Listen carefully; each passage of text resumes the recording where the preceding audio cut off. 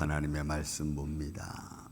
누가복음 제21장 오늘은 5절부터 9절에 있는 말씀 교독하겠습니다. 누가복음 21장 5절에서 9절입니다. 어떤 사람들이 성전을 가리켜 그 아름다운 돌과 헌물로 꾸민 것을 말하며 예수께서 이르시되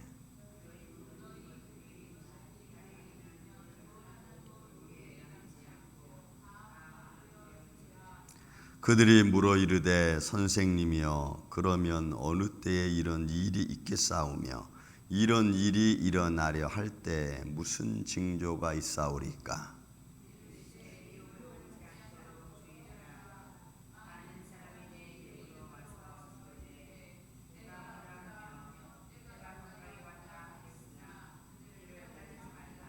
난리와 소유의 소문을 들을 때에 두려워하지 말라. 이 일이 먼저 있어야 하되 끝은 곧 되지 아니하리라.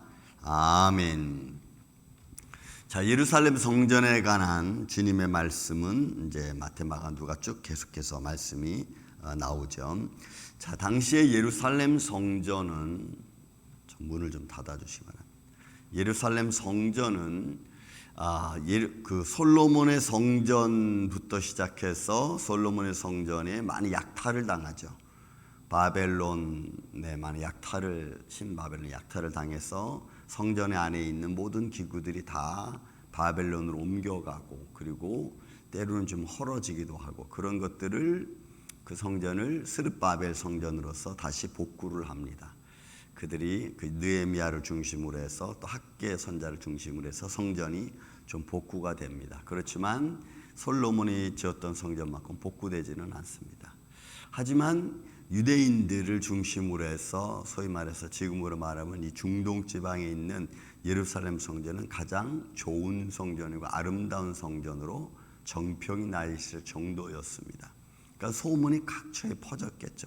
하지만 그 성전 중심으로 생활하던 유대인들을 비롯해서 히브리인들을 비롯해서 많은 사람들이 성전을 중심으로 왔지만 그게 파괴되어지고 힘들어지면서 사실 저 사람들이 좀 멀어지기 시작했습니다. 하지만 성전 중심으로 살아왔던 또 많은 부족들도 항상 예루살렘 솔로몬 성전은 그들의 마음속에 있는 어떻게 보면 대표적인 건물 중에 하나였습니다. 그러니까 스룹바벨이 와서 스룹바벨을 중심으로 해서 학계 선자 이 사람을 중심으로 해서 성전이 대충 지워지지만 그러나 그 성전의 모습은 옛 것과 같지 않았어요. 그래서 학계 선자를 통해서 말씀하시기를 너희가 이 성전을 봐라. 이전 성전을 봤던 사람들이 지금 이 성전을 보면서 보잘것없이 보여지는 그런 외형적인 모습을 보게 됩니다. 그러면서 시간이 지나오면서 로마 시대가 점령되려고 로마신 헤롯이 이스라엘 백성들이라고 하는 백성들이 히브리인들이 성전 중심의 신앙생활이고 생활이 성전 중심이다 보니까 그 성전을 다시 짓기 시작합니다. 그래서 헤롯 성전이라고 합니다. 46년 동안 지으면서 그 성전을 굉장히 아주 아름답고 그 주위에 있는 그 많은 나라들보다도 가장 대표적인 건축물로 그들이 이렇게 세워놓습니다. 이제 헤롯 중심이죠. 굉장히 헤롯 성전, 큰 성전으로 이제 멋있는 성전으로 이렇게 지어집니다. 그래서 많은 히브리인들이 이스라엘 백성들이 절기를 통해서 그 성전에 와서 예배를 드리고 또 하나님께 예배하고 또 찬양, 거기에 서기관들 바리새인들이 등장합니다. 예수님 당시까지 그런 모습으로 거기에 등장하죠. 그런데 사람들이 이 마지막 때에 관한 질문 중에서 그 성전을 바라보면서 예수님 하신 말씀입니다. 여러분 보십시오. 어떤 사람이 성전을 가리켜 그 아름다운 돌과 헌물로 꾸민 것을 말하며, 그러니까 저 성전을 보십시오. 저 얼마나 아름답습니까? 선하신 선생님이요, 랍비요, 이런 얘기하면서 성전의 아름다움과 성전의 어떤 고귀함과 웅장함과 그 당시로서의 성전, 헤롯 성전은 굉장히 웅장한 대표적인 건물 중에 하나였으니까 그래서 성전을 지켜 세웁니다. 사람이 손으로 지은 성전을 지켜 세우면서 성전의 아름다움을 이야기하는 거예요. 그랬더니 그 말씀에 대해 예수님이 하신 말씀입니다. 너희 보는 것들이 날이 이르면 돌 하나의 돌 위도 남지 않고 다 무너뜨려지리라, 이렇게 말해요. 예수님은 그러니까 우리가 보는 것으로 우리는 그것을 만족하지만 예수님은 너희가 정말 보아야 될 것은 눈에 보여지는 것을 보지 말고 보이지 않는 하나님의 나라를 볼 수 있도록 자꾸 말씀하죠. 왜? 본인이 오신 이유도 목적도 그거니까. 그리고 율법이 말씀해주고 있는 하나님의 나라도 있으니까. 그러니까 그들이 정말 보아야 될 것은 보지 못하고 자꾸 가식적인 것에 치우쳐서 그들의 믿음이 쓰러져 넘어지고 자빠지는 겁니다. 그러니까 그것에 대한 예수님의 안타까움. 예수님 말씀하시죠. 너희가 보는 이 성전 돌 하나도 돌에 남지 않고 다 무너지리라. 여러분 지금 통곡외벽이라고 말을 하고 있죠.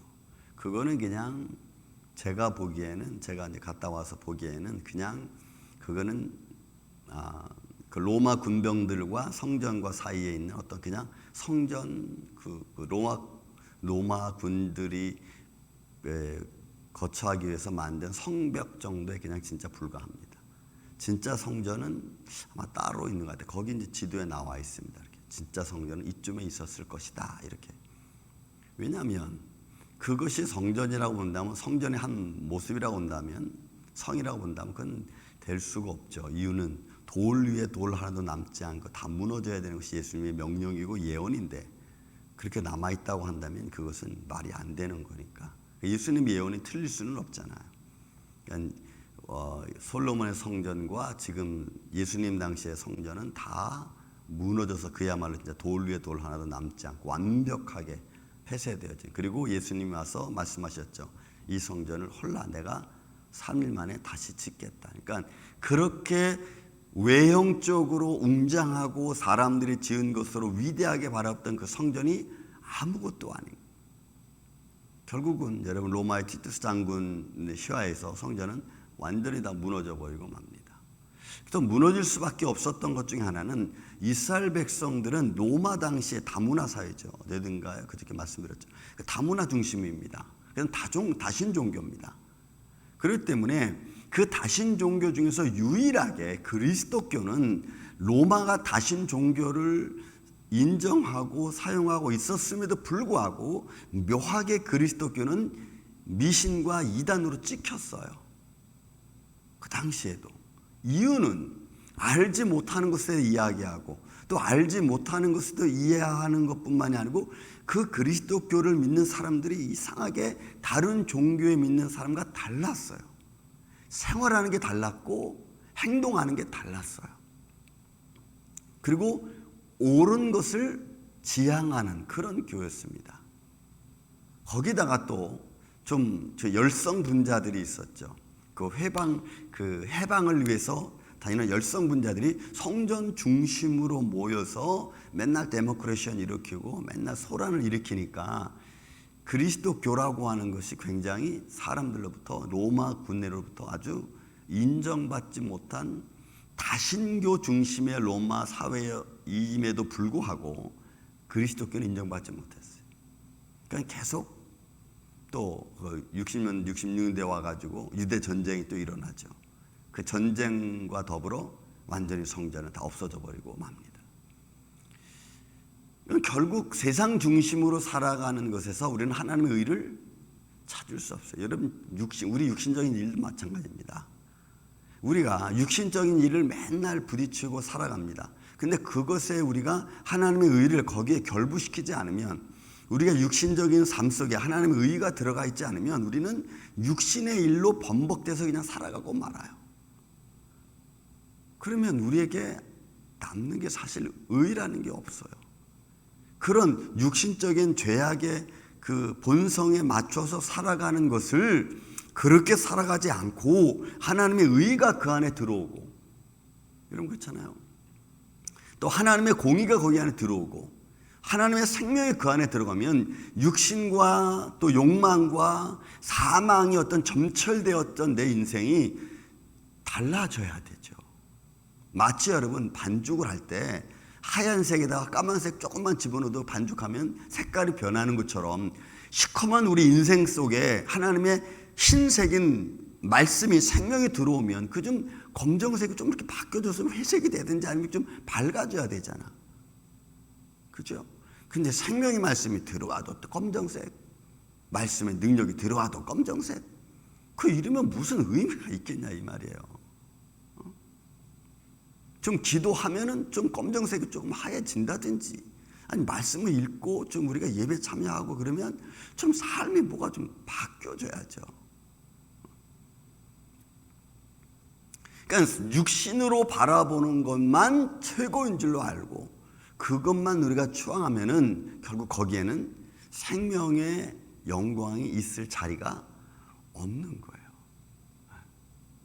여러분, 하나님 앞에 여러분들이 기도하고 말씀이고 가까이 가면 갈수록 사실 인간의 삶 속에 일어나고 있는 것들은 별것 아니라는 것을 여러분들이 느끼게 될 겁니다. 저는 그런 것 같아요.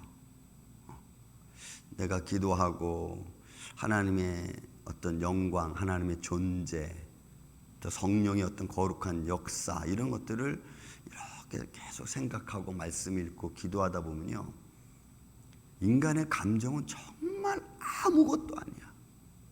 정말 여러분 아무것도 아니야. 어떻게 보면 가장 기본적인 것도 우리는 해결하지 못한 채 살아가고 있는 존재들인 것 같아요. 말씀은 절대로 인간의 감정에 휩쓸리지 않게끔 하고 있어요. 자, 다 무너뜨려지리라.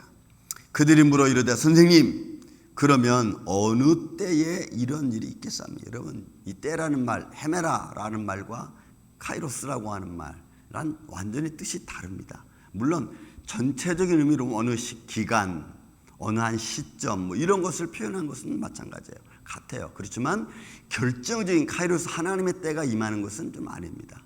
그러니까 여기서 말하는, 앞에 말하는 것은 헤메라, 날입니다.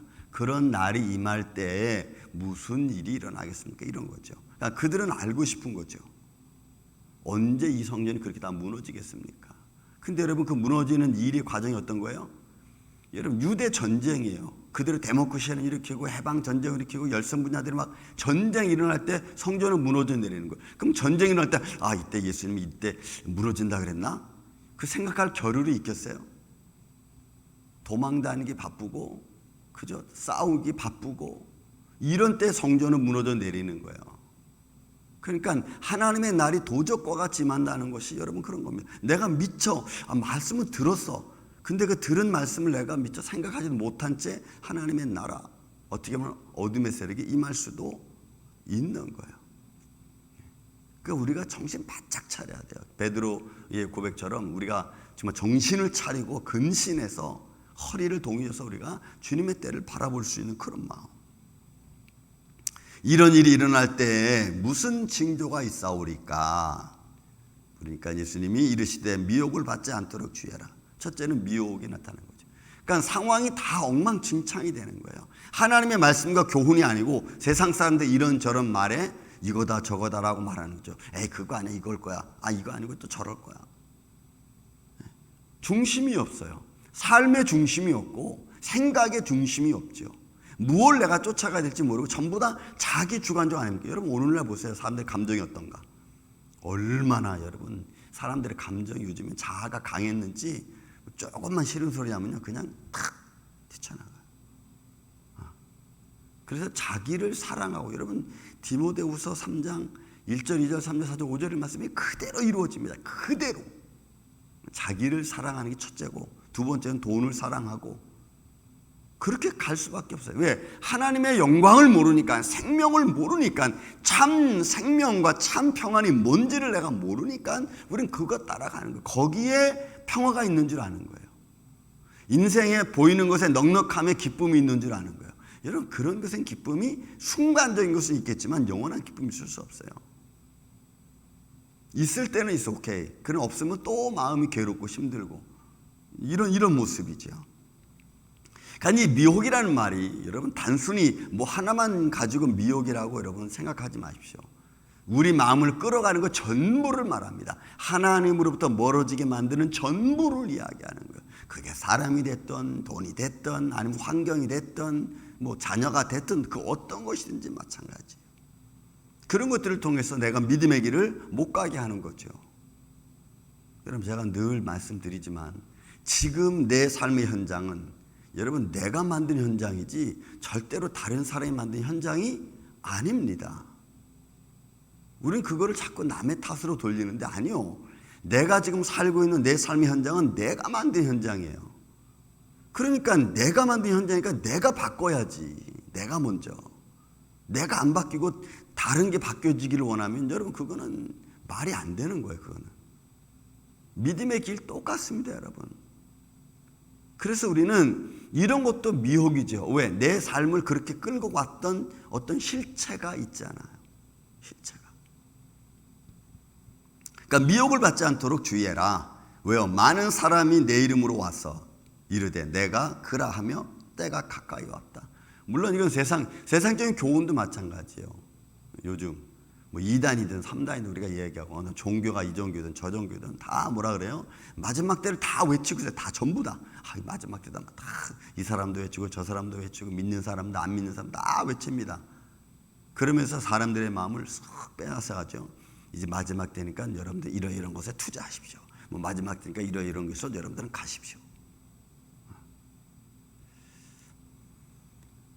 예수님은 그들의 말을 따르지 말라. 그러니까 우리 감정을 빼앗아가는 일들이 얼마나 많겠습니까? 여러분 그것은 여러분 저나 여러분이나 우리 같이 이렇게 보잘것없는 저와 여러분 같은 우리들은 뭐 저보다 더 그런 데도 낫겠지만 우리 마음 뺏어가는 것은 여러분 세상은 얼마나 많은지 몰라.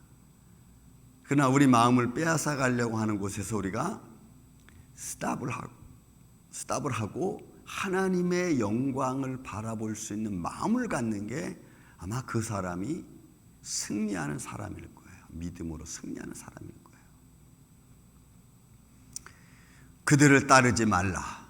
왜요? 난리가 일어나겠고 소요가 일어나고 그리고 사람들을 두렵게 하는 일들이 생깁니다. 이런 일들 이렇게 진행되어지는 과정이 어느 날 도적과 같이 주님의 나라가 임한다는 거죠. 그러니까 우리는 한 날 한 날의 삶을 살아가면서 매일매일을 좀 정리하는 것도 여러분 괜찮아요. 예를 들어 하루는 좀 글쎄 잘 모르겠습니다. 여러분 일주일 여러분 살아오셨잖아요. 일주일 여러분 살아오시면서 내가 어떻게 살아왔는가, 내가 뭘 하면서 내 삶의 중심이 뭐였던가. 여러분 일주일이라는 시간을 딱 보면 알잖아요. 그리고 그 상황 속에 내가 기도하고 말씀 읽고 또 아니면은 뭐 세상 사람 만나고 이런저런 일을 하면서 하나님의 기뻐하는 일이 있었는지 아니면 아직도 내가 일주일간 돌이켜보니까 내 감정이 휩싸여서 내가 정처 없이 그냥 방황하고 있었는지 여러분 우리 한번 볼 수 있잖아요. 하루는 좀 뭐 별거 없는 것 같지만 여러분 일주일을 딱 돌이켜보면 그게 보이잖아요. 그러면 그 과정에서 이제는 좀 더 새로운 모습으로 좀 한 단계 좀 믿음이 업그레이드된 모습으로 내가 가야겠다. 왜? 내가 지금 기도하니까, 내가 지금 말씀 읽고 있으니까, 내가 주님을 살아계신 줄을 믿으니까. 사랑하는 이 아침의 성도 여러분, 저는 여러분들이 이런 생각을 가지고 이런 믿음의 생각을 갖고 그리고 여러분들이 새로워지기를 원하고 그 길을 여러분 쉬지 않고 달려갈 줄 아는 그런 한 날 한 날의 인생 삶이 되기를 예수님의 이름으로 축원을 드립니다. 사랑과 은혜가 많으신 아버지 하나님 감사합니다. 또 이 한 주간 이렇게 살아왔습니다. 주말 아침을 맞이하는 이 과정 앞에 오늘도 주님 우리가 인생 여기까지 살아오게 해주심을 주님 감사합니다. 이런저런 일들이 많이 있었고 그런 과정 속에서 혹 하나님을 향한 믿음의 길보다는 아직도 내 감정이 휩싸여서 헤어나지 못하고 있는 일들이 있었다면 주님 오늘도 우리를 불쌍히 여겨주시고 이제는 우리의 삶의 틀에서 습관에서 벗어나 하나님의 영광과 주님이 기뻐하시는 일을 우리가 행할 수 있도록 능력을 더하여 주시옵소서. 그래서 사랑하는 일을 더 힘써 사랑하게 하여 주시고 때로는 헌신하는 일에 더 힘써 헌신하게 하여 주시고 또 참아야 될 일이 있으면 더 힘써 참아 의를 이루어갈 수 있는 인생 되기를 원합니다. 이 마지막 때가 어느 때인지 우리 정확히 다 알 수는 없지만 그러나 주님이 도적과 같이 만나 말씀하였사오니 그 길을 마음으로 믿음으로 우리가 준비하며 달려갈 수 있는 귀한 성도들 되기를 원합니다. 주님께서 몸된 교회와 사랑하는 성도들, 예배자들, 기도자들을 주님이 축복하여 주시고 성령이 늘 감동하여 주시옵기를 원하옵고 사랑이 많으신 예수님의 이름으로 기도하옵나이다. 아멘.